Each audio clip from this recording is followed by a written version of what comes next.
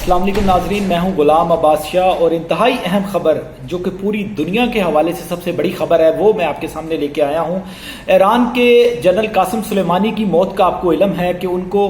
کس طریقے سے مارا گیا تھا ٹارگٹ کرنے کے بعد، اور اس کے بعد امریکہ اور ایران کے درمیان جتنی ٹینشن بڑھی تھی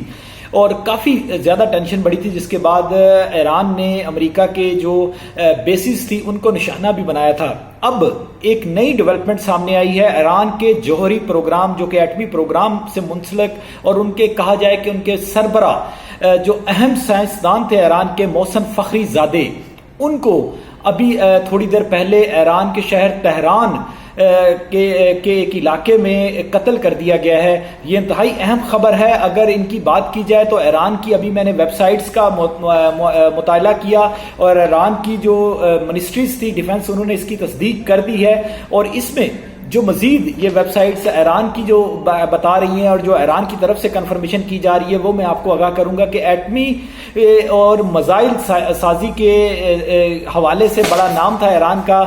محسن فخری زادے،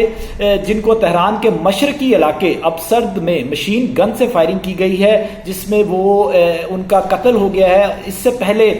ان کو نشانہ بنانے سے پہلے وہاں پہ ان کی گاڑی کے قریب ایک بم دھماکہ ہوا، ان کی گاڑی رکی اور موقع پاتے ہی نامعلوم افراد نے ان کے اوپر فائرنگ کر دی۔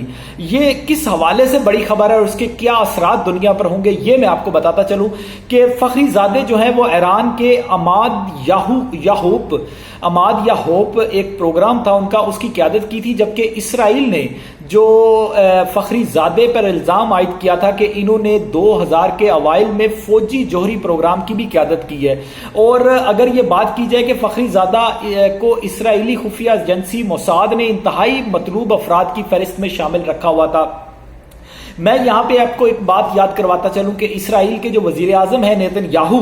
وہ ایک بار انہوں نے اپنی نیوز کانفرنس میں کہا تھا کہ اس فخری زادے کے نام کو یاد رکھیں۔ اسرائیل پر تقریباً 1 دہائی سے ایرانی جوہری سائنسدانوں کی ٹارگٹ کلنگ کا شعبہ جو ہے وہ پہلے بھی ظاہر کیا جاتا رہا ہے، اور 1 دہائی سے زیادہ ہو چکا ہے کہ جتنے ایٹمی سائنسدان ایران کے حوالے سے نشانہ بنے ہیں اس کا شعبہ جو ہے براہ راست وہ اسرائیل پہ جاتا رہا ہے۔ ابھی تک اسرائیل کی طرف سے اس بارے میں کوئی بیان سامنے نہیں آیا ہے، تاہم ایران کے جو ایرانی میڈیا ہے اس نے اس کی کنفرمیشن کر دی ہے، کیونکہ پہلے ایران کی ایٹامک انرجی آرگنائزیشن کی طرف سے یہ دعویٰ کیا گیا تھا کہ ان کے تمام سائنسدان محفوظ ہیں اور محسن فخری زادے جو ہیں وہ زخمی حالت میں علاج کروا رہے ہیں اور وہ زخمی ہیں، ان کی حالت کریٹیکل ہے۔ لیکن اب یہ چیز کنفرم ہو گئی ہے کہ ان کو جو زخمی ہوئے تھے بم دھماکے کے نتیجہ میں اور اس کے بعد ان کو مشین گن کے فائر کر کے قتل کیا گیا تھا، تو اب وہ اس دنیا میں نہیں رہے۔ آپ کو یاد ہوگا کہ جب ایران کے کمانڈر